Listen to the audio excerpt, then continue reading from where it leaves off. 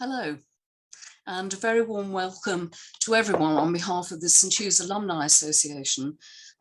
Thank you everybody listening in, and also to our amazing array of panelists today who've kindly given up their time to share their views of one of the late 20th century's most towering politicians, Barbara Castle.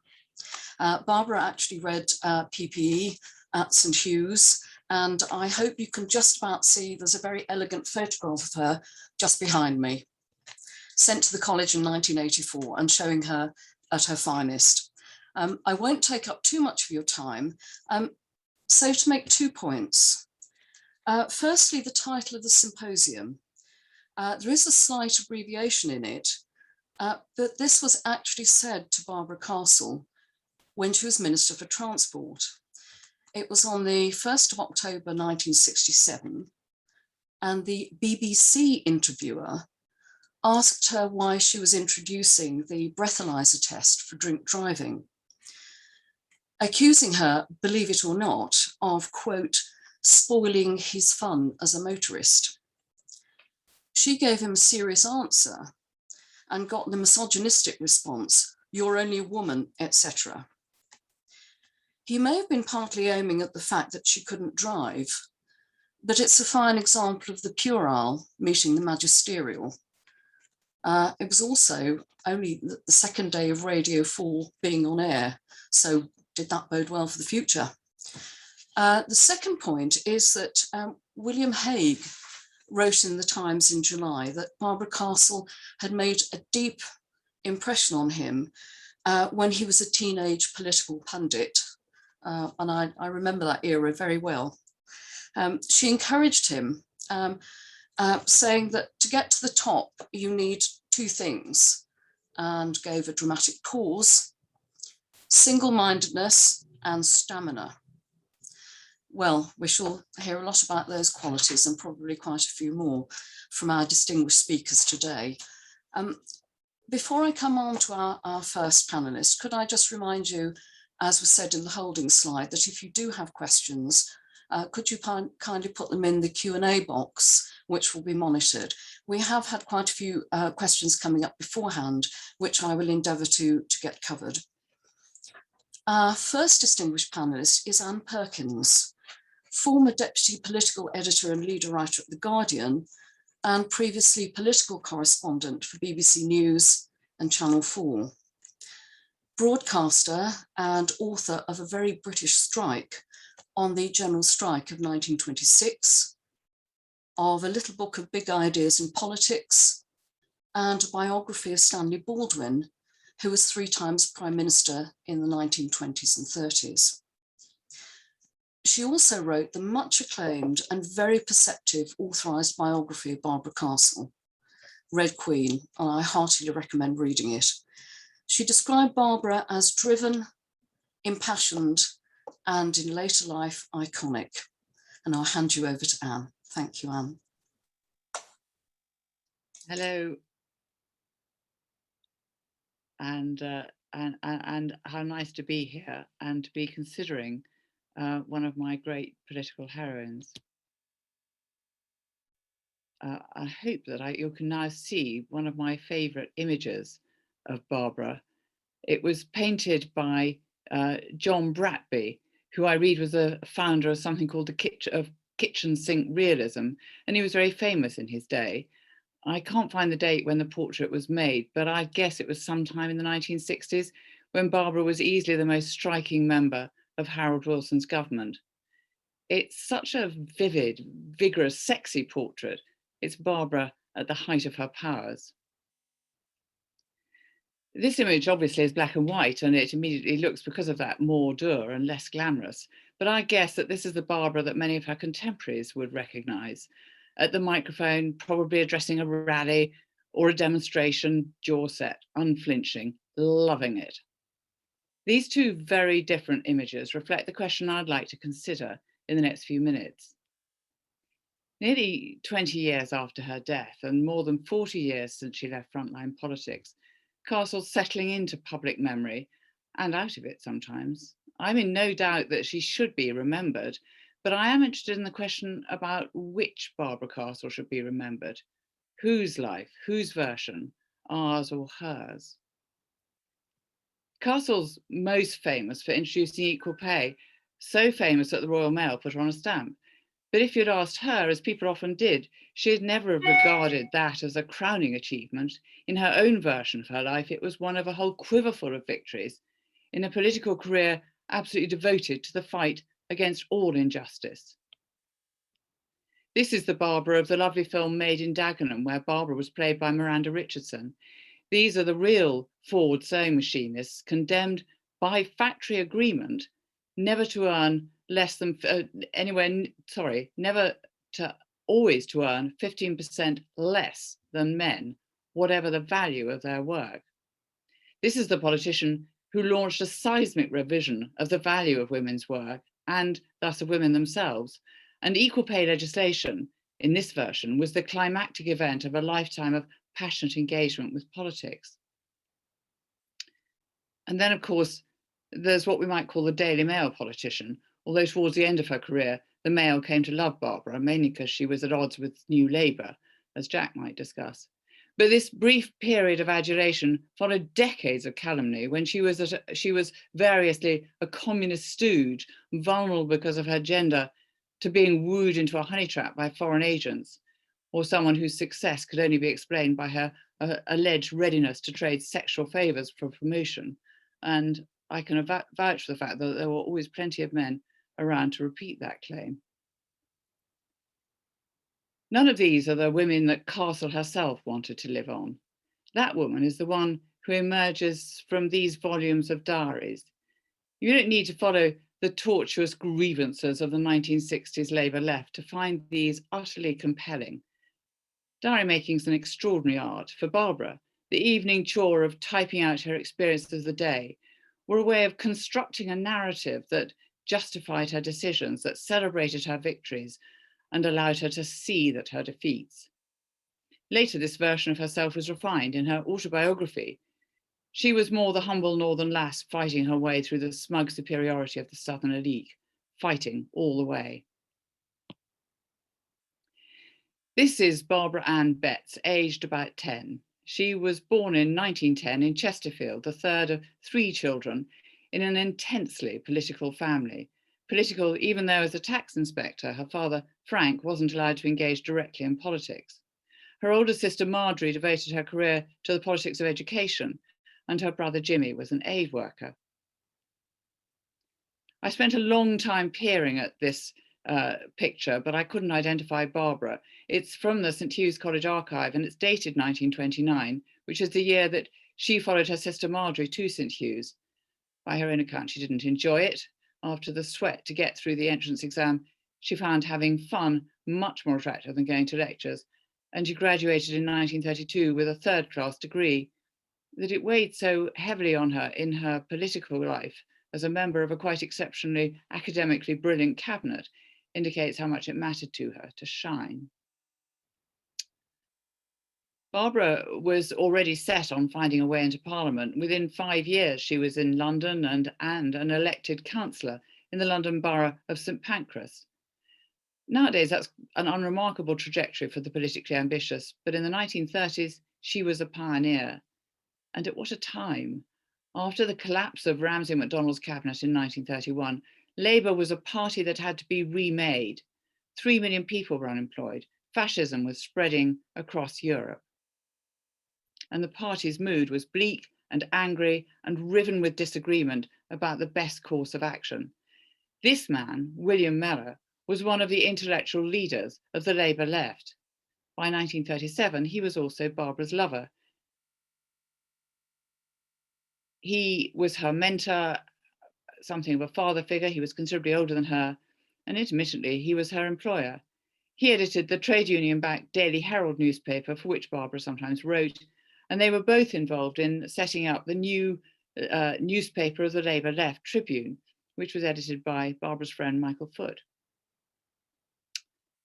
Barbara spent the war years as a temporary civil servant in the Ministry of Food, but she didn't let up on her political ambitions when the Beveridge Report came out late in 1942, laying the blueprint for a welfare state, she was at the forefront of the party activists demanding that the leadership pledge to enact its main proposals. This is the image of her telling the 1943 party conference that the people wanted jam today. It made the front page of the Daily Mirror, and it led to her eventual marriage to Ted Castle, the night editor on the paper, who was responsible for putting her on the front page. And in 1944, she was selected for Blackburn. In 1945, she was an MP, the youngest woman of that intake, and immediately she was swept up by Sir Stafford Cripps, an ally since the launch of Tribune, and now president of the Board of Trade. She stayed on in the job when Harold Wilson succeeded him, the start of the most important political alliance of her career. In the decades that followed, Wilson, here with his back to the camera, but already recognisable by his pipe, wobbled around the centre-left, but Castle remained firmly on the left. This image of Aneurin Bevan and Castle confronting Clement Attlee with Wilson hovering on the edge is the friendly face of the vitriolic battles taking place behind the scenes over the direction of the party. My Siri has just decided that I must be wanting to search for Barbara Castle. If only they knew.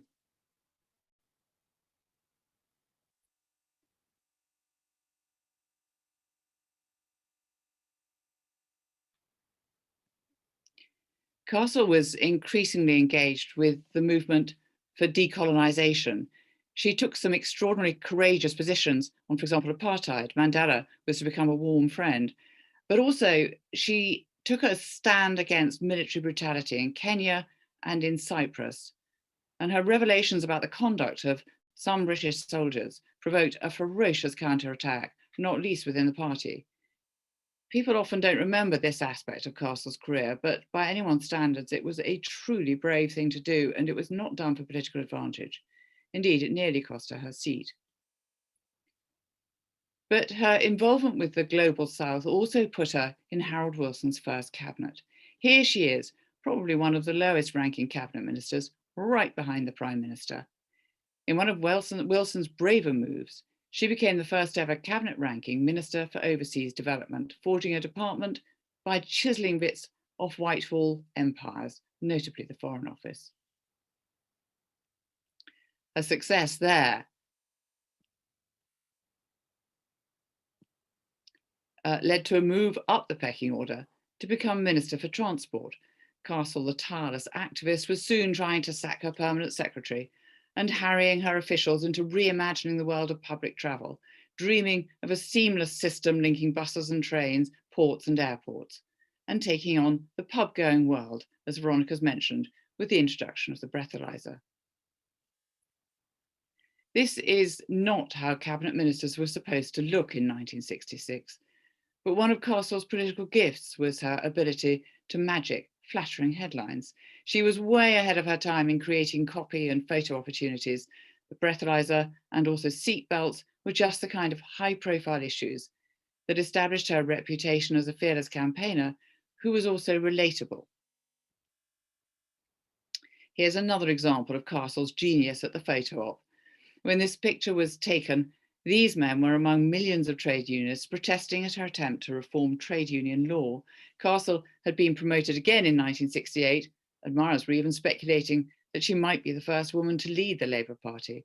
And Wilson had moved Castle to become first Secretary of State and Secretary of State for Employment. Wilson had a particular challenge to find a way of curtailing the apparently endless strikes that were believed to be threatening economic recovery. So with her trademark care and sheer hard slog, she came up with a plan of vast complexity that, among its many well-intended ambitions, mildly infringed trade union autonomy. Castle's plan was intended to drive the Tory message of an out-of-control labour force off the front pages, but the row that engulfed Castle and Wilson nearly brought down the government and merely reinforced the Tory message. Her dogged determination, that stamina she talked to William Hague about, was widely admired, and not just by her colleague, but not unfortunately by many of her colleagues. So the demand for equal pay came along just when she was at her lowest ebb. Perhaps I should say the opportunity to fulfill the demand for equal pay came along. She had plenty of experience in her 18 months as employment secretary, showing her just how acute and pervasive pay discrimination was. Although the UK's gender pay gap was bigger than most European countries, the passage of the Act was hardly greeted as a triumph. It was certainly not enough to undo the harm caused to Labour's reputation by in place of strife, and nor to restore Castle's standing in the party. In office, she had argued really persuasively that there was more morality and responsibility, and this is a quote, more morality and responsibility, and therefore in some compromise, than in agitation. But, and this is not a quote, in opposition, she reverted to agitation. Yet in 1974, Labour were back in power and Castle was back in government, this time with Jack Straw at her side, although obviously not on the front bench.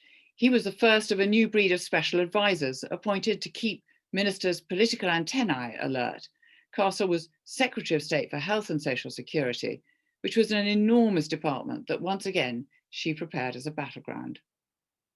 She constructed a new pension scheme that for the first time ever recognised that women as the main carers often had shorter working lives than men.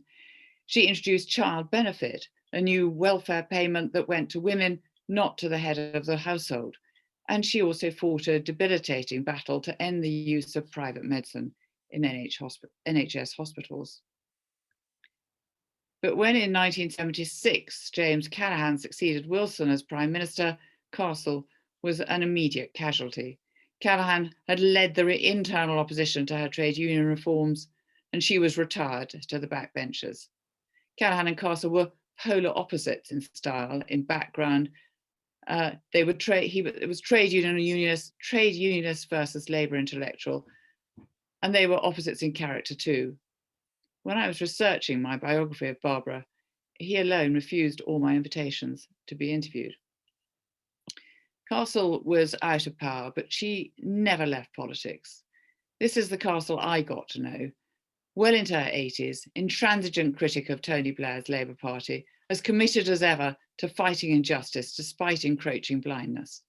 She enlisted her Tory voting neighbours to help her draft amendments to legislation with which she'd bombard the government of the day from her perch in the House of Lords. This is a piece that Castle wrote for The Guardian in 1984, republished in a collection in 2010. Let me make a confession, she said. I've never been good at being a feminist. I haven't had the time. Her conviction that feminism was a distraction from the main business never dimmed. Castle's commitment to her corner unquestionably made her, in Helen Lewis's excellent phrase, a difficult woman. But it also made her a politician to be reckoned with.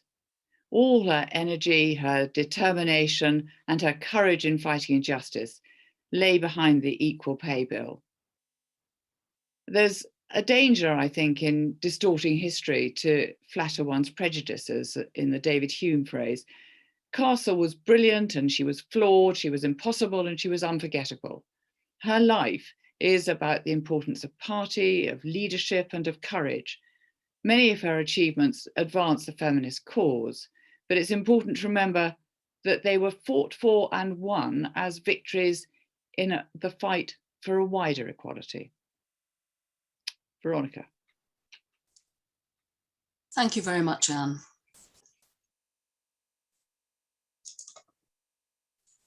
Thank you for that. Now, I've got a whole raft of questions, but I think I will actually stick to one at the moment. A French Prime Minister told a powerful female presidential candidate not so long ago that she couldn't be a successful politician like him as she was too normal, with a husband and children. He said that only neurotics were successful in politics. Was Barbara normal or neurotic or something else? I think she was all of those things. I mean, she was childless, not, she always said, from choice. she was single-minded and she was intensely determined. And I don't think she could have been the politician she was had she not been. I think politics is a very different place now, but I'm still not certain how easy it is to succeed in politics or to succeed in any other career and to have a wider life, certainly at some periods. I really bow to the politicians on the panel to consider this one further. But I think in the mid-20th century, to be making your way as a politician in the intensely masculine environment of Westminster, and let's admit it, especially the Labour Party, you had to be, as she once said of Mrs. Thatcher, more of a man than the men. Thank you. Just one quick question, but we might be able to predict the answer to this. What obstacles did Barbara experience that prevented her from leading the Labour Party in the 1960s? I can possibly think of one human obstacle in 2 words, but I'll leave it to you to decide. Well, I don't think she would ever. I mean, it was only really in the later 1960s that it was even talked of, and she plainly would have had to have been a successor, not. It's very hard to imagine a moment when she might have unseated Wilson. I think her gender was obviously an overwhelming barrier to her. But the truth is she was never popular with her parliamentary colleagues, and they were the electorate at that point. I think she would have struggled to have united the whole party. I don't think Labour was ready for a woman leader like Barbara. Thank you for that. We need to move on to our next distinguished panellist, who is Emily Thornberry. Hello, Emily. The Right Honourable Emily Thornberry, MP for Islington and Finsbury since 2005, formerly a barrister specialising in human rights law. Emily is currently Shadow Secretary of State for International Trade and previously Shadow Foreign Secretary and First Secretary of State. She's been in the Shadow Cabinet since 2011. And her link to St Hugh's is a very interesting one. Her campaign to have a statue of Emily Wilding Davidson erected in Parliament as one of the very few women to be featured there so far. Barbara Castle was Emily's choice for political hero for the BBC in 2018.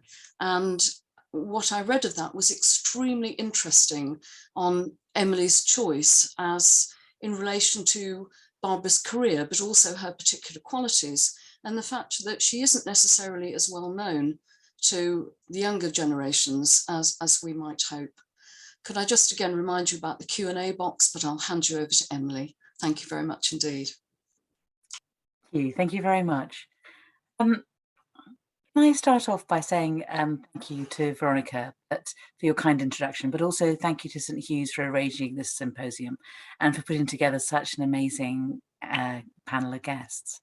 It's such a shame that we can't all be together in person, but I hope that the upside of that is that some of the people taking part today online would not otherwise have had the chance to be involved. I'm very grateful to have the chance to be invited to take part myself. So in the run-up to this symposium, I was thinking about the storm of comment that had been following the news this week that Keir Starmer had written a 14,000-word essay for the Fabian Review, setting out the philosophy and principles that underpin his political vision. Before a single word of the essay had been read or even published, loudly held opinions were being voiced across the political spectrum about whether it should have been written at all. Some people who constantly assert that they have no idea what the current leader of the Labour Party stands for were appalled at the idea that he could spend 14,000 words telling them. And some who regularly denounced the politics of sound bites and slogans complained about the failure to distill those 14,000 words into one easy to remember sentence. And others scoffed at the idea that anyone would be interested in a 14,000 word essay. But of course, many of them were great advocates of Labour's 2017 manifesto, which is almost twice as long. Starmer will have known that those criticisms were inevitable from the moment that he put pen to paper. But if you lead a party and aspire to lead a nation, there's a strong compulsion to write down at length your political philosophy and explain the origins and implications of your belief. If anything, a 14,000 word essay is just a toe in the water compared to the United States, where it's almost mandatory for presidential candidates to write whole books about their belief systems. I also think every political leader hopes deep down that the way they present their ideas and convictions, put them into practice in government and persuade millions of their cause will be so influential that, like Margaret Thatcher and Tony Blair, they will have distinct and enduring political philosophies named after them. That desire is not restricted to leaders of political parties. The likes of Tony Benn on the left and Keith Joseph on the right were as influential in terms of their political ideologies as the likes of Nigel Lawson and Robin Cook, established models of economic policy and foreign policy, respectively, which continue to shape the beliefs of many of today's politicians in those areas. So, where am I going with this lengthy introduction? My question for today's symposium is this: was it a weakness of Barbara Castle's that there is no strand of political thought, no place on the political spectrum, which can be described as distinctly Castleite? Was it a failing of Barbara Castle's that we can laud her achievements as Transport Secretary and Employment Secretary, but struggle to describe the political ideology that unites the introduction of seatbelts and speed limits on one hand, and equal pay on the other? Or is the truth very different? The truth is that actually what Barbara Castle's career defined is a political philosophy that is every bit as impactful as Blair's or Thatcher's, and should be every bit as influential on modern politicians who wish to adopt it as their own. What am I talking about? Well, to put it quite simply, politics of practical action.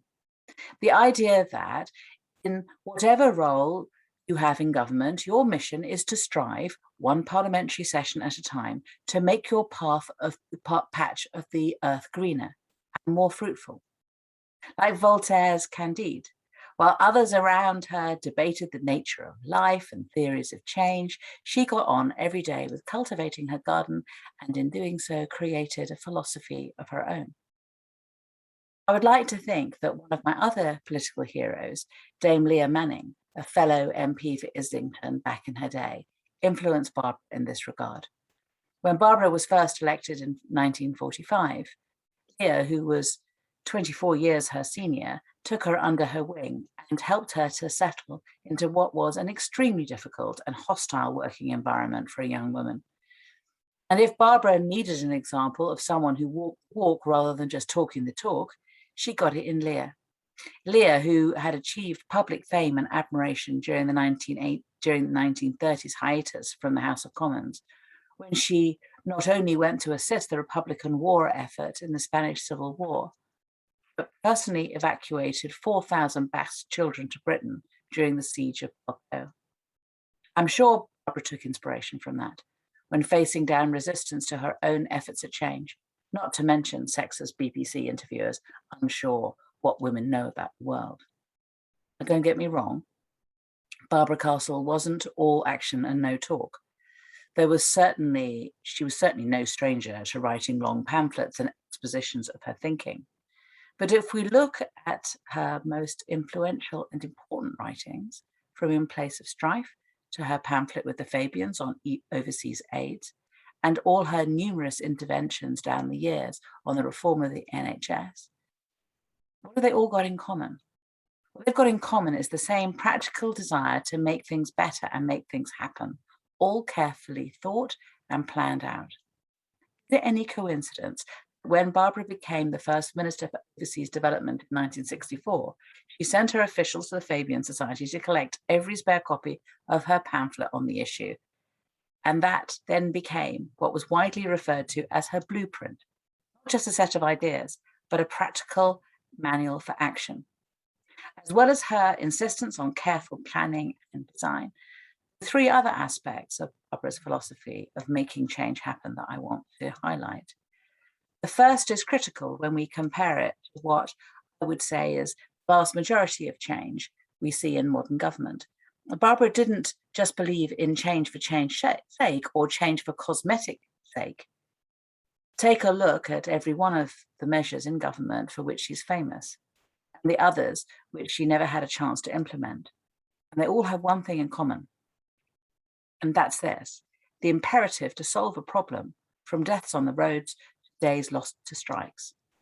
Even the changes which we look back at today and think were motivated or by some sort of ideological desire, like the changes on gender equality, they were almost always deep practical solutions to everyday problems, down to one of the most prosaic but important of all, ensuring child benefit was paid to the mother, not to the father, make sure that the money made it back home in full.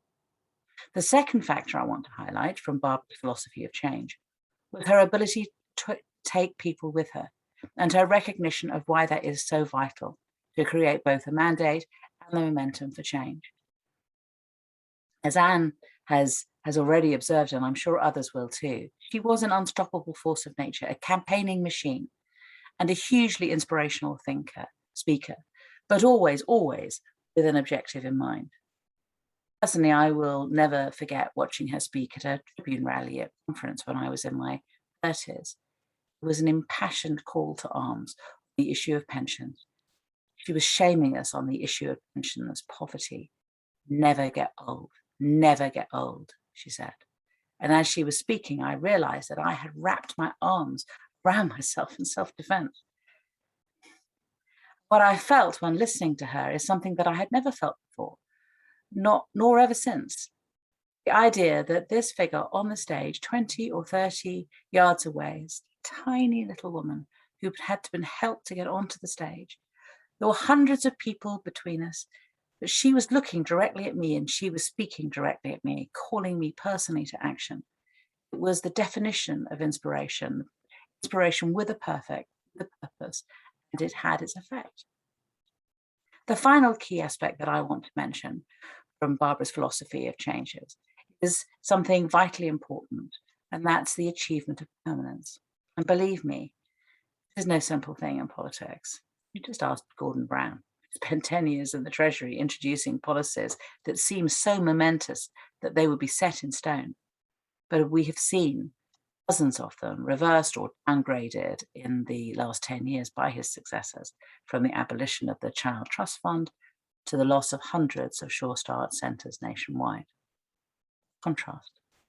Look at the vast array of policies and reforms introduced by Barbara Castle. Almost all have not just stood the test of time, but acquired that status which all makers of change crave. You couldn't imagine going back to life without them.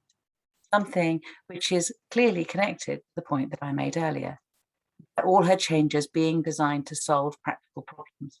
Again, any coincidence that once the most celebrated campaigns of Barbara Castle's life, one of that catapulted her back into the public spotlight in her later years, was the fight to restore and make permanent the pension earnings link that she had first introduced in 1974.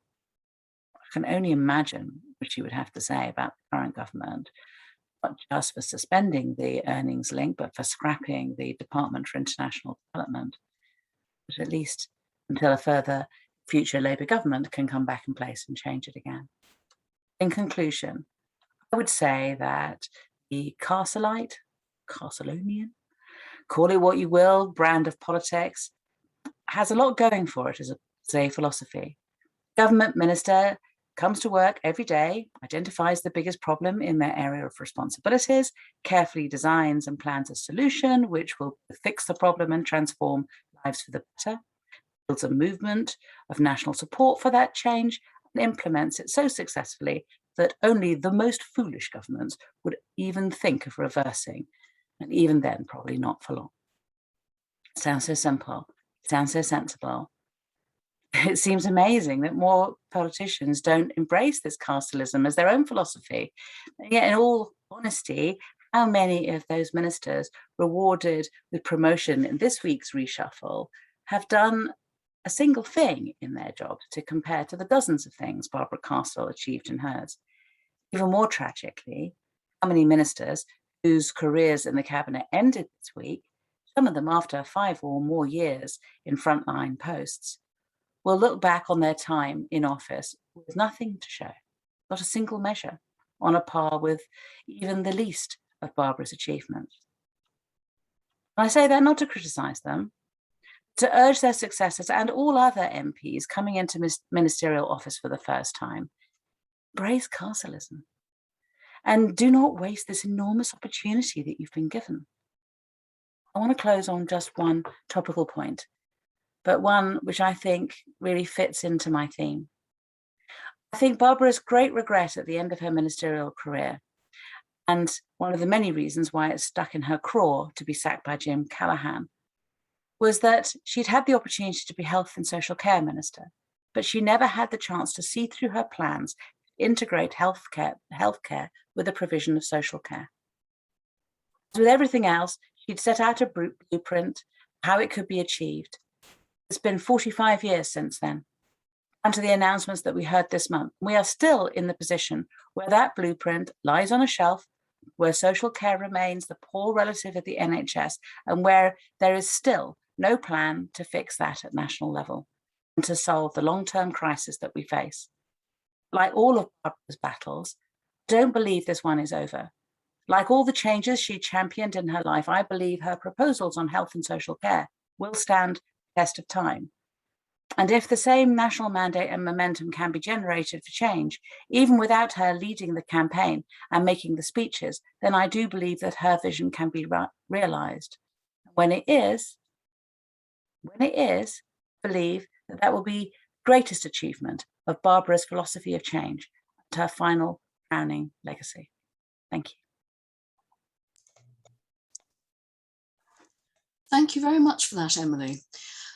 Your point about Barbara's philosophy of change actually chimed very much with what I was trying to establish when I was researching more about her. And of course, I remember her from being, I was 19 when the Equal Pay Act was, I'd say, given the go-ahead, although it wasn't implemented then. But what I was trying to establish in looking, for example, at her attempts to reform pay bargaining between employers and trade unions when she was Secretary of State for Employment and Productivity, a redefined role actually created for her by Harold Wilson. It seemed to me that what she was motivated by was a vision of ethical socialism, rather than necessarily responding to the deep or seeing the deep tensions within the labour movement at the time. And I wonder if a different way of describing Barbara's philosophy of change was actually that she was motivated always by a vision of ethical socialism, which came partly from her own background. Look, I think the very best of us within the Labour Party come into the party because we have a calling. And there is a fundamental philosophy, of course, that we have an idea of where we want to be able to get the country, but it is a question of how do we practically do it. I mean, I think about in place of strife, and people talk about in place of strife, but they don't talk about the whole of the name of it, which is in place of strife potentially comes from above. And what she was trying to do, I think, was, people forget that, but, she was trying to get us into a place whereby we could avoid being defined by industrial unrest. And frankly, we could avoid a Tory government getting elected in place. And that failure I think resulted in, as we know, Thatcher government and all the changes that happened as a result. Just one quick question. You've talked about Barbara's role in terms of pensions and child benefit and so on. What was her most innovative achievement? The Department of Overseas Development, which of course you mentioned as well, breathalyzers, speed limits and seatbelts, equal pay, which you had a different view on, improved child benefit paid to mothers, not fathers, or being effectively Deputy Prime Minister to Harold Wilson? Which was the most innovative? Yeah, I think being able to be effectively the Deputy Prime Minister to Harold Wilson meant that there was a different understanding, a breadth of vision, a breadth of understanding that, frankly, Wilson's government would not have had without her. And so understanding the importance of putting money into a purse and not a wallet, and how that makes a difference to the life of a family, is really important. Having a visceral understanding of the importance of equal pay and not allowing anyone to push you off that path is because I think she was a woman and she was Deputy Prime Minister, and yes, she gave a completely different slant to the Wilson government, and very, very important. Thank you very much for that. We'll move on to our next distinguished panelist, Nicky Morgan. Hello, Nicky. Right, Baroness Morgan of Cotes. Nicky Morgan read law at St Hugh's, and she was Conservative MP for Loughborough from 2010 to 2019, and was before that a commercial lawyer. She was successively Economic and Financial Secretary to the Treasury, Secretary of State for Education and Minister for Women and Equalities, and latterly Secretary of State for Digital, Culture, Media and Sport. Despite having sport in that portfolio, she's not actually the other Nicky Morgan, who was the footballer who played for West Ham. But she also had a very fascinating role as chair of the Treasury Select Committee, of which we might hear a little bit more. Can I just remind people, use the Q&A box if you'd like to ask a question. Thank you, Nicky. I'll hand over to you. Well, Veronica, thank you very much. And it's a pleasure to join this panel this afternoon and to be back at St Hugh's, albeit in virtual form. And as Emily said, I hope that it won't be too much in the future when we're all able to congregate again in person. But I think just the fact that we're having these Zoom webinars just shows how much life has changed and how much we have come to rely on this form of communication in the last 18 months or so. Now, obviously, I don't have the links with Barbara Castle that our next speaker, Jack Straw, certainly does have, nor obviously Emily with her heritage in the Labour Party, nor Anne, of course, who has both covered the politics but also written about Barbara Castle. But I suppose the link that I do have, and the link that we have together, is that Barbara Castle was the 4th woman ever to be appointed to the British Cabinet. In fact, as I discovered from the House of Commons Library, as at February of this year, only 48 women have ever been appointed full members of the Cabinet. The library brief leaves out those who have attended Cabinet. Now, of course, those numbers perhaps have changed by 1 or 2 since February of this year. But I think to be the 4th woman ever to be in Cabinet is a remarkable achievement, as we have already heard, and no doubt will from Jack too. And of course, 3 of those 48 women have themselves come from a St Hugh's education. Now, I'm not sure what that means, and whether there are other education establishments that can lay claim to more female full Cabinet members. But I think the importance of St Hugh's, even though, as we heard from Anne, Barbara Castle decided perhaps to have more fun than enjoy the lectures. And I would agree with her in that. When I graduated from St Hugh's, my law tutor wrote to me and said, well, you weren't really here for the degree. And I have to say the experiences I got in terms of Oxford politics and debating at the Oxford Union stood me in extremely good stead in the careers that I chose to follow after I had left university. I was going to talk about Barbara Castle's legacy for all women in Westminster, and I think it is right to reflect. I was just reflecting that I was elected to Westminster 65 years after Barbara Castle, but it is undoubtedly the case that all women that went before me and those that are elected since, we absolutely have a role in blazing a trail for those women on all sides of the House that follow. And I'm pleased to say that obviously the numbers of women are growing in Parliament, but it's been a long old haul. And I should pay credit to both Emily and Jack's party, who have done far better. They might not have had a female leader of the party, but they've done far better in getting more female members of Parliament onto their benches.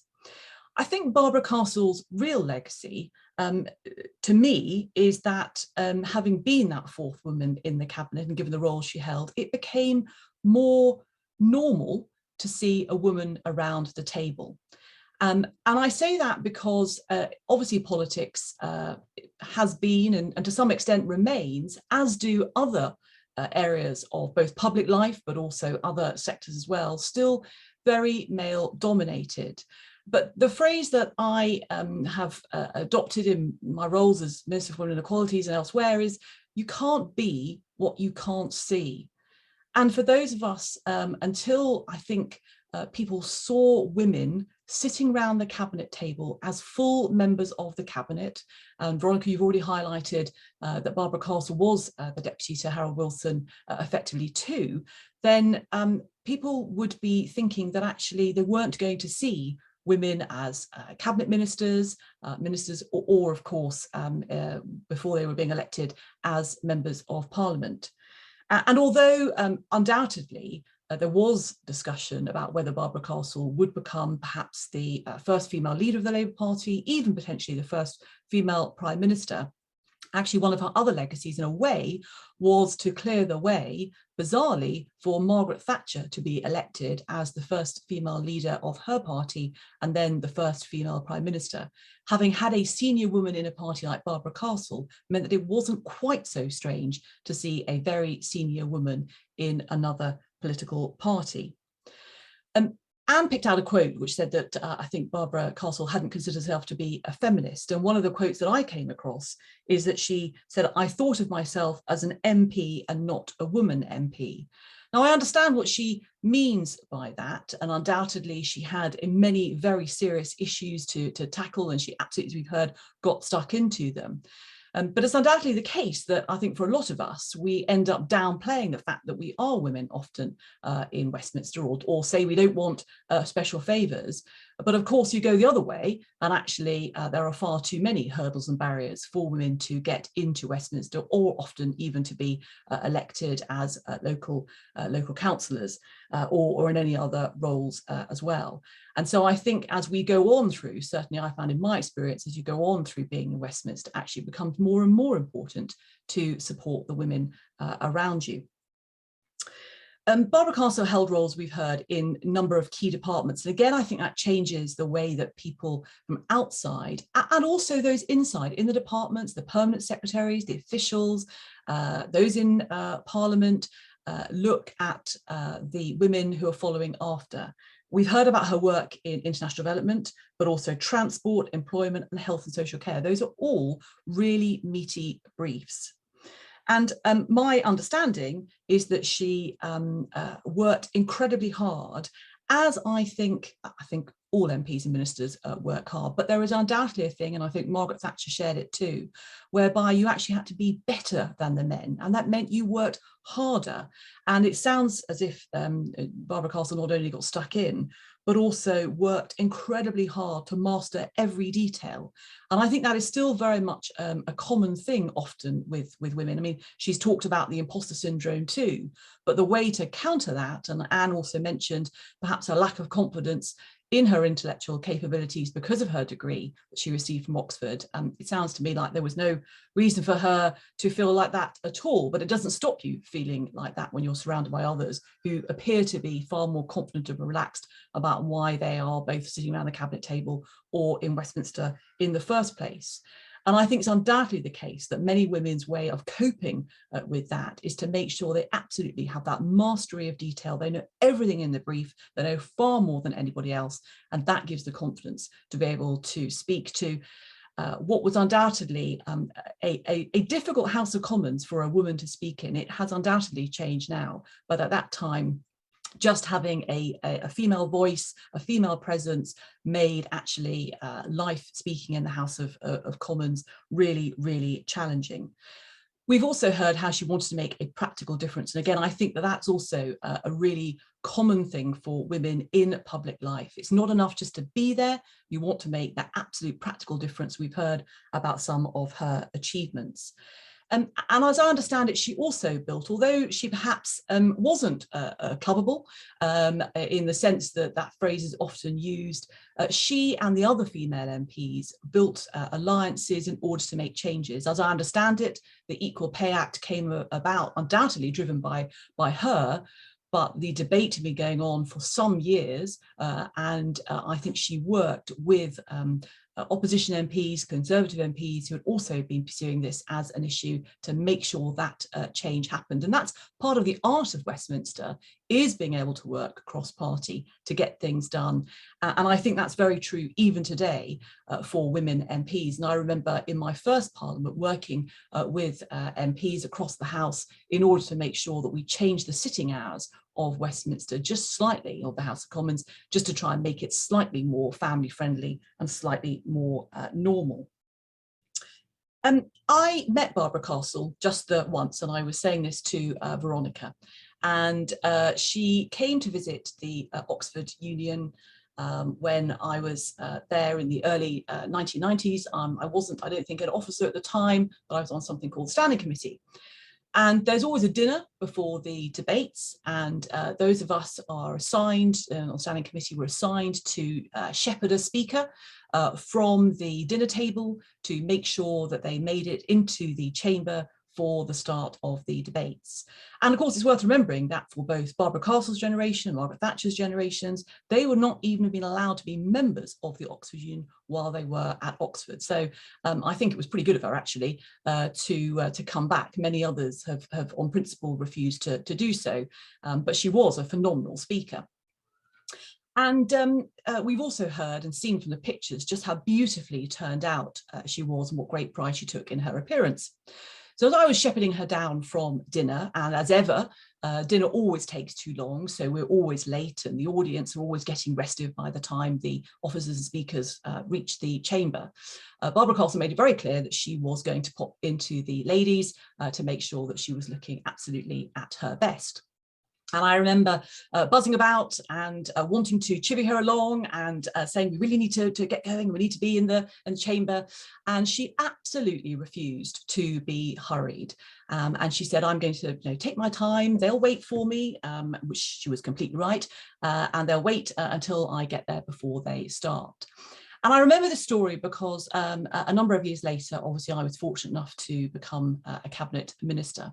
And I realised where she got that ability to be calm and focused and to know her own worth, that the chamber would wait for her, because when you are a minister, I don't know if it's the same in the shadow cabinet, where you've got people buzzing about, always wanting you to be somewhere else, to be reading something else, to be on time. Actually, you have to have that ability to stand back and say, no, I'm just going to make sure that I am completely ready before I go out and reach the debating floor or the TV studio or whatever it might be. And that image of Barbara Castle at her advanced age, making sure that she did look, she still had her fire red hair, making sure that she looked absolutely immaculate before she hit the debating chamber will stay with me forever. So a perspective there from a different part of the House, but it's a pleasure to have spoken alongside the others today. Thank you, Veronica. Thank you so much for that. That actually chimes very much with a question about the characteristics which Margaret Thatcher and Barbara Castle may actually have shared. You've obviously highlighted absolutely crucially the attention to detail, the enormous amount of work put in, again, to be, to be better than the man, if you see what I mean. And that actually featured in congratulations that Barbara Castle sent to Margaret Thatcher when she became Conservative Party leader. And Barbara Castle referred to her as the, quote, best man in it, the party. You've highlighted a certain number of characteristics which Mrs. Thatcher and Mrs. Castle shared. Are there any more that you think you could share with us? I suspect there's also, you have to not mind too much what other people think about you. I mean, obviously, you know, Anne will have a perspective on this, having written about politics, but you know, and Emily and Jack have been at the front line too. Everybody has an opinion when you are a frontline politician or a high-profile politician about what you're doing, what you're saying, the changes you're making, the policies you're pursuing, the policies you're not pursuing. And ultimately, of course, many of those views are of interest, particularly if they come from your own party members or your own family, people whose opinions you value greatly. But you can't listen to everybody. You can't be blown off course or swayed. And I think probably they shared that very much, which was a single-mindedness. It's a tough thing to become an MP even now. To become a member of Parliament in the 1940s or 1950s as a woman absolutely required that single-mindedness. And we talked about the stamina as well. But I think also that determination to master and not be blown off course, and I've mentioned how difficult the House of Commons chamber would have been to speak in as well. I suspect our characteristics are shared. And of course, the facilities in the House of Commons for women were truly terrible at the time that many of them were elected. And so actually they often shared very small offices and spaces, even if you were from different parties, different intakes. And again, I think that brought about camaraderie. So I'm not surprised that Barbara Castle congratulated Margaret Thatcher, because although they might have been on very different sides in many arguments, there would also have been, I think, a real grudging respect, perhaps not grudging, perhaps just a respect, I think, for each other and what they were achieving. Thank you for that. Do you mind if, Veronica, do you mind if I just, when Nicky started a story about taking Barbara Castle off to get ready before going to speak, I just started to laugh, because she was notorious for this. I have a friend who was a young trade unionist, and she was sent to collect Barbara Castle for a very important speech. And she thought that she'd been given this extraordinary honour, and indeed she had. However, she said that she aged about 15 years in the 30 minutes it took her to get her out the door, because she was famous for it. Yeah. So when I heard that she'd done it to Nicky too, Nicky, she was like that. It was a privilege to be with her, so I didn't mind at all. Anne, you were going to say something there. Anne, could you unmute yourself? I could join those stories of waiting for Barbara. Although actually I used to arrive to interview her at Helcorn Farm, and she'd probably be wearing some kind of slightly well-loved house coat, and probably sitting having a cigarette while also on her inhaler. And then she would somehow, without setting fire to everything, put everything out, and she'd kind of give herself a little shake, and then she'd, like a kind of sort of like a warhorse coming out on parade, she just would suddenly turn into this, she'd turn into Barbara Castle. It was a great thing to watch. But actually I wanted to ask Nicky and Emily, both of whose talks I really found very interesting, about this business about being single-minded, and about this, about the difficulty for a woman politician of holding your line, defending your position, and how often that is then condemned as shrillness or stubbornness, or it's seen as a characteristic of inflexibility in a woman that in a way that I think does not happen to male politicians. Yes, look, I think that's right. I think undoubtedly the words used to describe female politicians, both, you know, the tone of voice, you know, and interestingly, both Barbara Castle and Margaret Thatcher took great pride in their appearance, but they did it for themselves. I think they didn't do it in a way for to attract comment about what they were wearing. They did it because, as you say, a lot of what you wear, particularly in public life, is a bit like battle armor. It's a bit like putting all the makeup on, and it is a way of inhabiting that public, you know, persona that gives all of us a bit of confidence. But yes, I think, I mean, it's just still the case, isn't it, that the characteristics, the abilities, the achievements of male and female politicians are talked about in different ways, and unless, of course, you have some, you have to really think about it. I think call it out at times. So there is on camera somewhere a video and a picture of Amber Rudd and I leaving Cabinet, and the photographer's opposite Downing Street yelling out, "Girls, girls," and I went, "Girls?" And of course the picture taken was me going, "Girls," but there's no way you would get two male cabinet members being called boys, boys, as the photographers tried to follow them down the street. Emily. And it's very interesting. I mean, I think what I interpreted from Anne's question is it is about the nature of leadership, and the difference between a male leader and a female leader and how that works. And personally, I find it much less of an issue with the younger generation than I do with my own generation. I think that it's kind of just changed completely. And I think that it's also a question of kind of what is strength, and what's a woman being strong, and what's a man being strong, and when is it acceptable for a woman to be strong. And when you're asking someone to do something, you're basically telling them to do something, but you're asking them, and a woman leader will put their head on one side. There's all of this nonsense that we get into in order to kind of soften the edges of what is actually going quite a strong leadership that we do give, but we just have to kind of almost fluff it up a bit sometimes. Thank you for that, Emily. I think we better move on to Jack, but there is just one thing I will say, and this is on this subject of appearance. One of the most early questions actually submitted before the symposium was inquiring whether Mrs. Castle had actually been back to St. Hugh's, and there is certainly an answer to that, several occasions. But there is a wonderful photograph of her, and I think it was the inauguration of the Wilson building, and she's wearing a hard hat and a mink jacket, and I thought that was absolutely so representative. But do let me pass on to our next distinguished panelist, Jack Straw. The Right Honourable Jack Straw.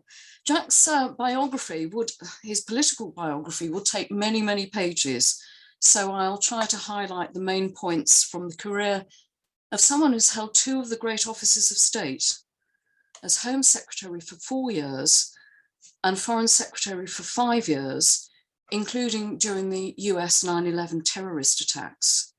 He was the first senior British minister to visit Iran after the 1979 revolution, and is a particular expert on that country. Jack succeeded Barbara Castle as MP for Blackburn from 1979 to 2015, but his first connection with her was as her political advisor at the Department of Social Security. In the Castle diaries for 1974 to 1976, she wrote, quote, "He is a great lad. He has been invaluable," unquote. Again, a reminder about the Q&A box, and there are a few questions coming up to the end. But Jack, let me hand over to you straight away. Thank you. Veronica, we seem to have lost Jack momentarily. Would you like to return to questions while we see whether we can get him back? Go to the, if you just bear with me, we'll go to the Q&A box. One interesting question was, we do know that, of course, Barbara Castle, and this was highlighted by Anne, had a Northern England background and attended Bradford Grammar School for Girls. Do any of the panelists actually think that having that Northern background, not simply the Northern socialist background, but having that background influenced her particularly? And I just throw that open to who'd like to answer. Veronica, if I can chip in, I've managed to unmute myself, I hope. I think it was immensely important, and so was the fact that she went to Blackburn every weekend. She was a very diligent, hardworking constituency MP, and she knew the North, and she knew she knew the people who she was representing, and I think it was an intensely important aspect of her politics. I think she never. I was really taken by Emily's idea of Barbara's philosophy being you could say in a way it was kind of it was pragmatic politics. It was about problem solving, and I think she was very in touch with the real problems that real people faced. And I think that aspect of not being a Southerner and of being close to the people she represented was extremely important in her whole political career. I think we may have Jack back online. We'll just give that a few seconds. Right, we've got Jack on audio.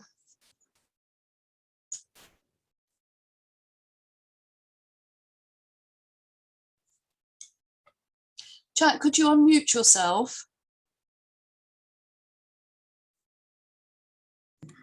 Right, I'm really sorry about that. My broadband decided to stop. Did you hear my introduction, Jack? I'm sure, but No? let us take it as read. Yes, take it as read. I was saying what a wonderful person you were, but also I ended up, and I must say this, the quote from Barbara Castle in the Castle Diaries, that you were a great lad and you were invaluable. Over to you, Jack. Thank you very much, and apologies. And thank you very much to St Hugh's and to Anne, Emily, and to Nicky for their contributions. Nicky mentioned the comparisons between Barbara and Margaret Thatcher, and in many ways, Barbara Castle was Labour's Margaret Thatcher, because the parallels between these two women politicians were much more striking than were the differences. They were separated by 15 years in age and also date of entry to the Commons, but they were the most dominant women politicians of their generation. That's indisputable in the case of Margaret Thatcher, maybe more arguable in Barbara's case, but the truth is that but for the tragedy of the way the trade union reforms which Barbara piloted came out, she could and almost certainly, I think, would have become the leader of the Labour Party and my party's first Prime Minister. Margaret Thatcher wasn't popular ever, really, with most of the men in her party, but they needed her because she won elections and she was very authoritative. And I think that if Barbara had been able to maintain the wave of success she'd had before, then the men in the party would have treated her the same way. And I remember when Margaret Thatcher took the leadership of Ted Heath in 1975, and Barbara was bubbling about it, wrote her Margaret Thatcher an immediate note, and I wish I'd been able to keep a copy of it, which was in very warm terms and received very quickly a reply back in equally warm terms. And Anne mentions this in her biography of Barbara. And Barbara in the diaries recorded her admiration of Margaret Thatcher and her attention to appearance. And she said, "What interests me is how blooming Margaret Thatcher looks. She's never been prettier. I understand this phenomenon. She looked as I looked when Harold Wilson made me Minister of Transport." And as we've heard, Barbara had a preoccupation, not to say obsession, with her personal appearance. It was almost the first thing that I learned when I was unexpectedly plucked from a career at the bar to work for as a political advisor in early March 1974. A quarter of a mile from her flat in Islington was her favoured hairdresser. She went there, I think, twice a week. She was never one to waste time. So again and again, I was instructed to meet her early in the morning in this salon and talk to her through the latest issue on which she'd asked me for a briefing. I've engaged in briefings in some odd places over the years, but neither before nor since working for Barbara, whilst one of those big space helmet hairdryers was on full blast and the person I was trying to brief was under it. Barbara's appearance was crucial to her so that she could stand out. be noticed by male MPs and be distinguished from other women MPs. And she also understood one of the many, I think, continuing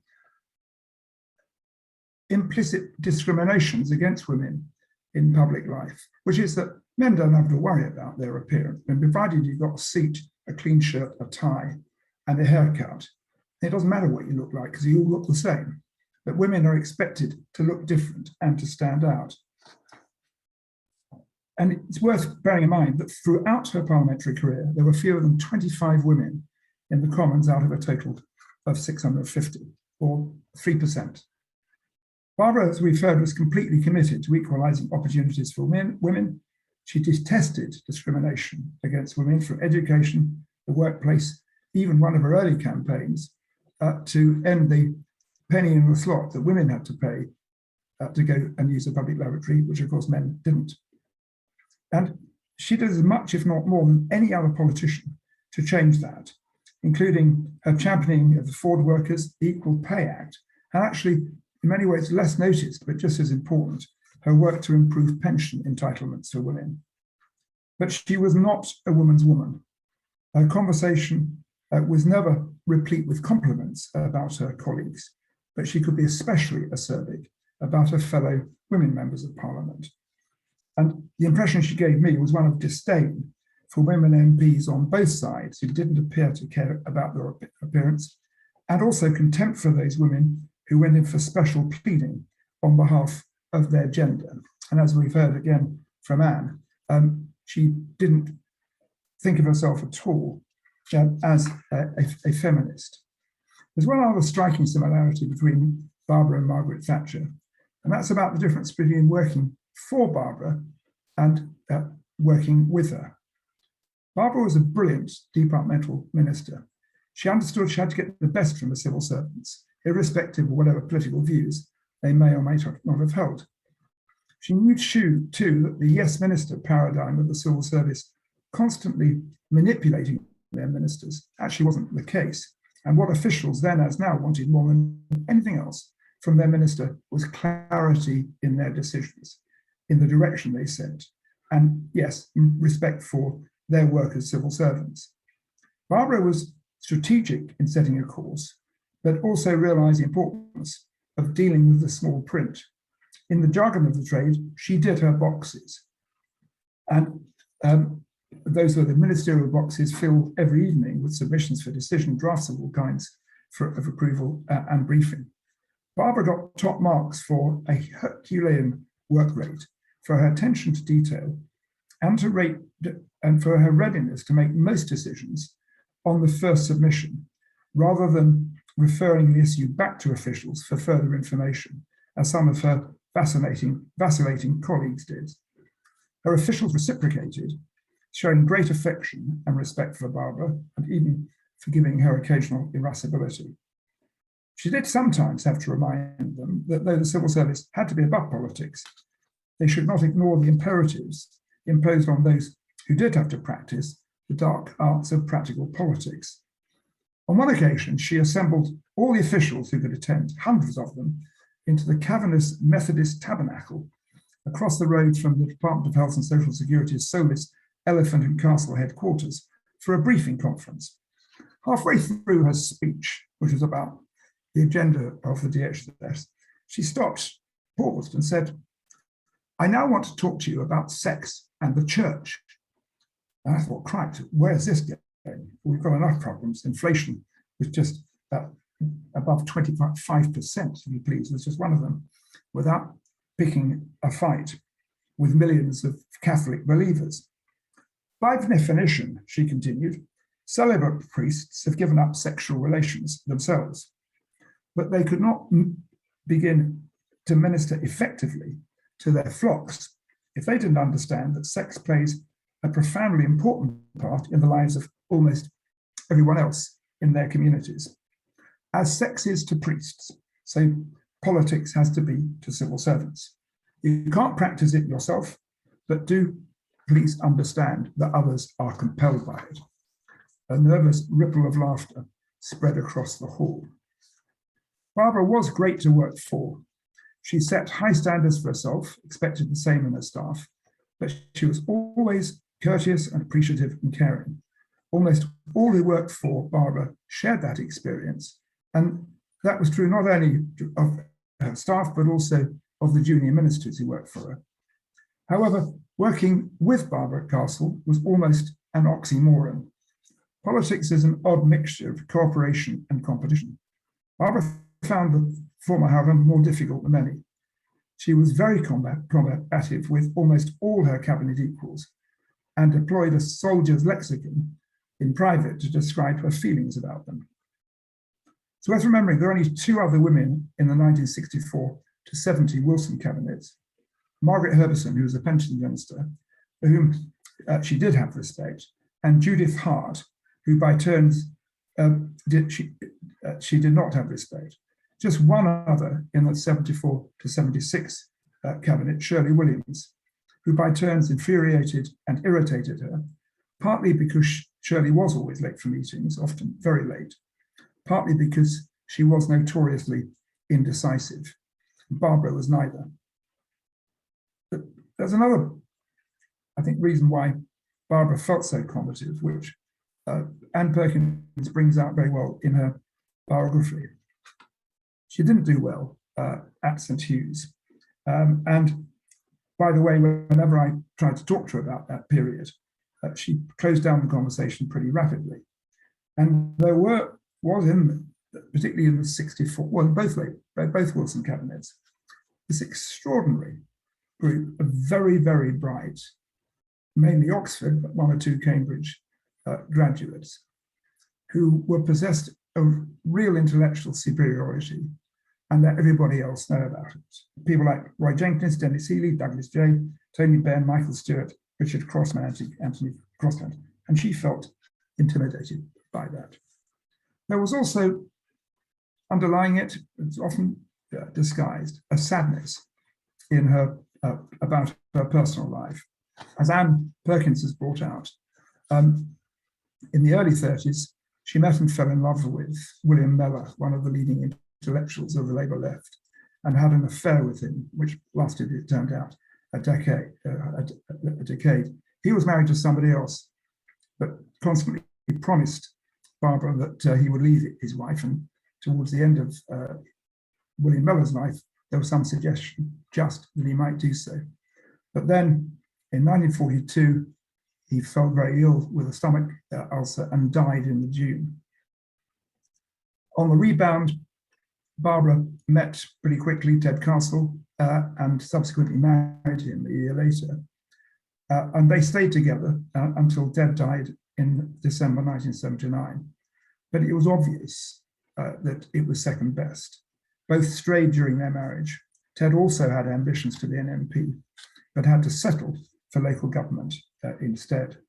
It was in local government, by the way, when both he and I were serving on Islington Council, that I met him, and he introduced me to Barbara, something for me, a wonderful privilege to work for her, and which was life-changing, both in the fact that I ended up being selected for Barbara's own seat of Blackburn, and also that in the course of my work as a special advisor, I got to know a young civil servant called Alice Perkins. We were entirely proper at the time, but some years after we both left that department, we got involved with each other and subsequently married, as we have been for the last 42 years. Barbara's unpopularity inside the Parliamentary Labour Party was really sort of always there, because Anne Perkins brings out this profound difference between Jim Callaghan, who came up with the trade union movement, and the left intellectuals, who actually were pretty disdainful of the trade unions, especially in the days of Ernie Bevin, the towering trade union leader from Transport and General Workers Now Unite, who were seen as being on the right. And there was a certain actual intellectual snobbery by the Bevonites, including Barbara, towards their trade unions.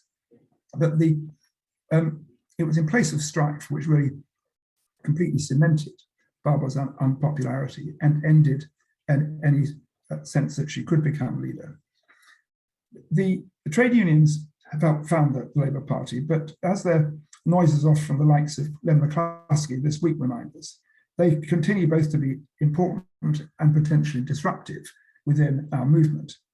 Their economic power has profoundly diminished in the last 40 years. Their membership is half what it was 40 years ago, and it's public sector members now which dominate it. It's so different in the 60s. Indeed, for 20 years, from the mid-60s until the mid-80s, industrial disputes in the pits, the motor industry, and many other sectors dominated British politics. Excesses by some trade unions severely weakened both the 1960s and the 1970s Labour governments, paving the way for Margaret Thatcher's systematic removal of their power. Harold Wilson knew this, so did many of the more thoughtful trade union leaders. And following recommendations from a Royal Commission, Wilson decided to preempt the Tories by introducing legislation better to regulate the trade unions, to reduce their industrial power, but also to give them other things back. He argued correctly it would be better for the long-term health of the unions for Labour to bring in relatively modest reforms than for Labour to lose because of industrial strife and for the Tories to emasculate the unions.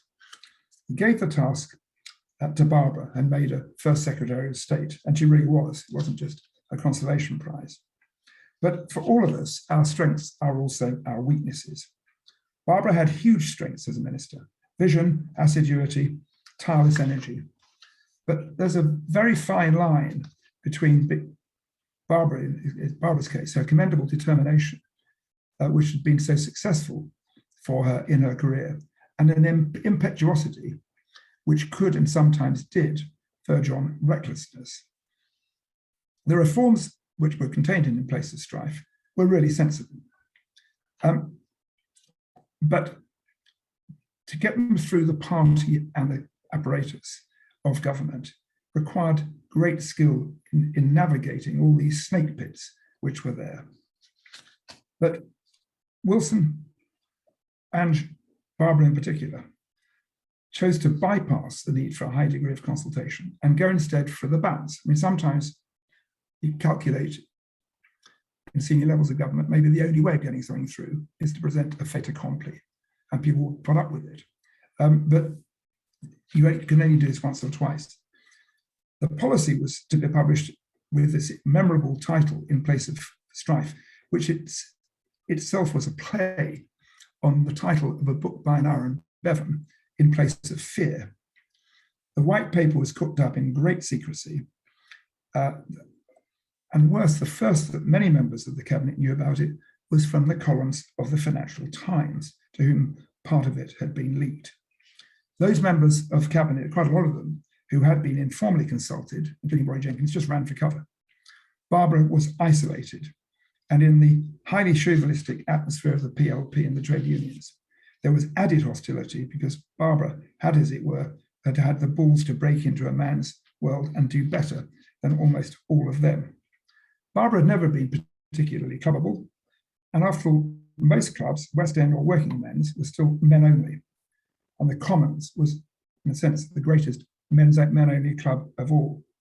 For some years after I arrived in 1979, and in that year, fewer women MPs, just 19, were elected than even in 1945, the gents' toilets on every corridor were imperiously labelled members only. The few ladies' equivalents were elsewhere. I'm not sure how they were labelled, or indeed where they were. In the face of the cabinet revolt and hostility across the Labour movement, In Place of Strife hit the dust.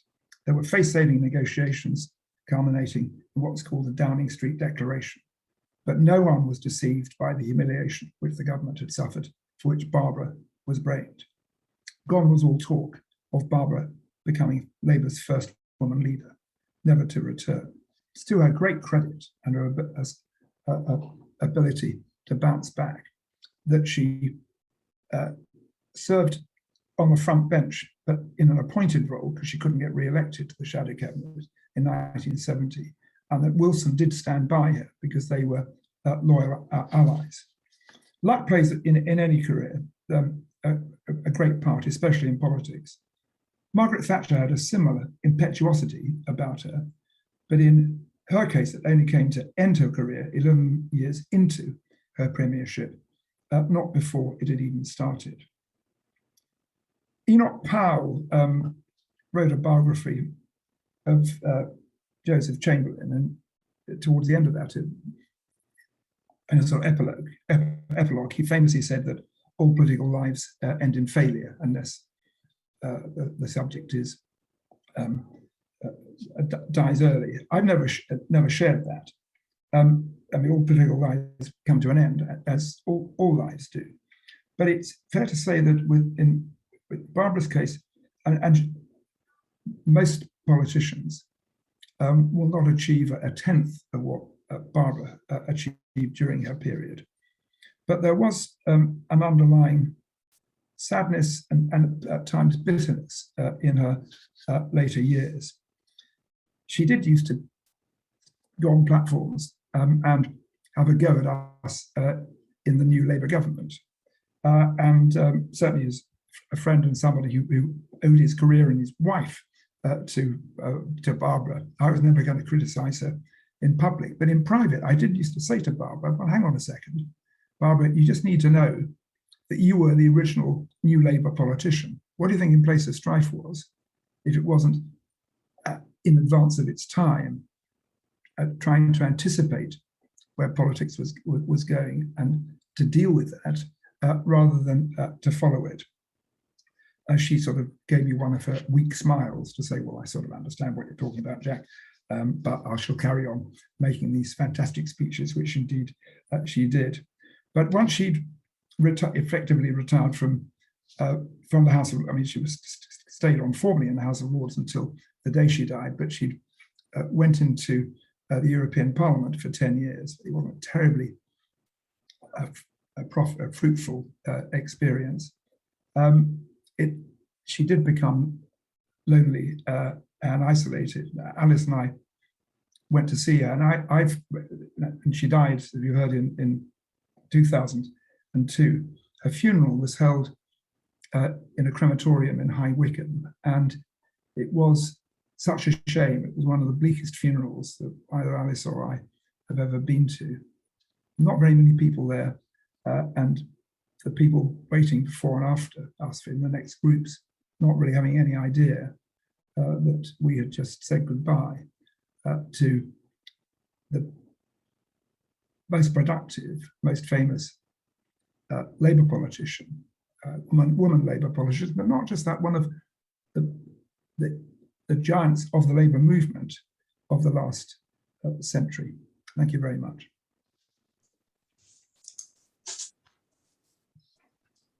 Thank you so much, Jack. That was very, very insightful. And you refer perhaps to the sadness of her later years, although she was still a very prominent political platform figure. I mean, what role do you regard having in her sacking by James Callaghan of her strenuous opposition to pay beds and in the NHS, and what role do you think that actually played in the increasing militancy of NHS doctors? Well, I think, look, Barbara and Jim Callaghan were chalk and cheese. And I think that whatever Barbara however Barbara had performed in the Department of Health and Social Security, Jim Callaghan would have sacked her because he wanted to make space for his people who got in. Barbara had strongly supported Michael Foot, who stood against Callaghan for the leadership when Harold Wilson stood down in April '76. So she didn't have a prayer with Jim. I mean, she went and pleaded with Jim to stay on for 6 months, but he said, no, I'm very sorry. So that was the end of it. I mean, the problem about pay beds was that we were fighting on two fronts. The consultants and indeed the GPs wanted more money in their pay, and everybody wanted more money because, as I said, inflation reached 25% in 1975. So, but you know, everybody was arguing that they were losing money, and indeed they were. At the same time, there was this proposal on pay beds, and actually it was Wilson who negotiated behind her back. he got a legendary Labour solicitor called Arnold Goodman, and he called in Arnie Goodman to start back-channel negotiations with the BMA. Barbara was then called into these, and her private secretary and I would have to go round to Arnie Goodman's mansion flat, and we got one set of lifts, and the BMA were coming down the other lift, and he was brokering a deal, and he did in the end. But it was Wilson who got, frankly, impatient about the way that this was dominating our health and social security agenda, rather than actually many of the good things that was doing. So it wasn't.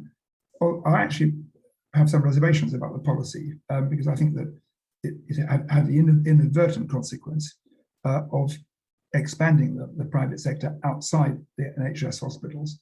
But the problem was one of timing rather than really of content. Barbara also referred to Labour moderates, some Labour moderates, as fanatically devoted to Europe at a time when she was opposed. And of course, as you pointed out, she became a member of the European Parliament for 10 years. Was she ever regarded as a hypocrite or accused of being such? Well, certainly not by me. I mean, and the truth was that she was quite a leading light in the No campaign, and I was a staffer in that.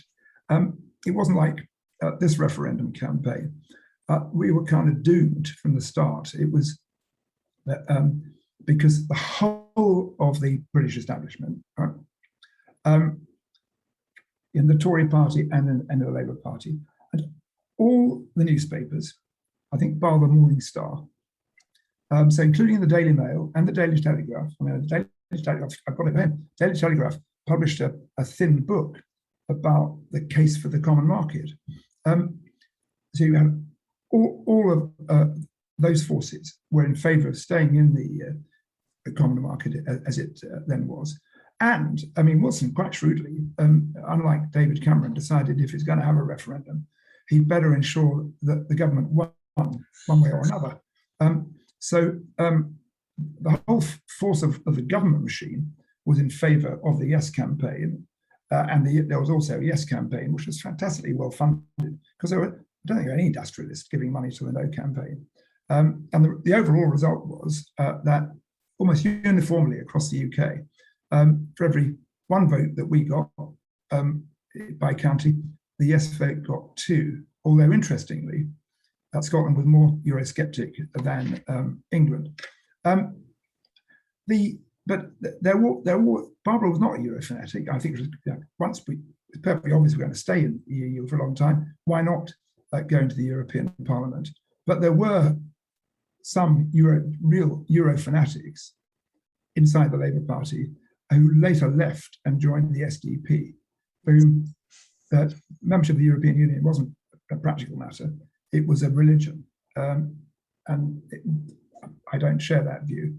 And so anyway, they left. Thank you for that. I'm very conscious that we're getting near the end of our allotted time. I'll just ask you one thing which has come up, and that is that in the Castle Diaries from 1974 to 76, and they were published in 1980, Barbara Castle appeared to admit that she understood that the proposals for reforming collective bargaining in place of strife were arguably not workable. Did she feel that at the time, or was that a judgment of hindsight? I think it was a judgment of hindsight, Veronica. She never told me she didn't think they were workable. I mean, they were complicated, but you could argue that, say, well, Margaret Thatcher's in the early stages. I mean, I think if they'd been allowed to go on the statute book and to start operating, then as with many other really big reforms, it's a sort of iterative process.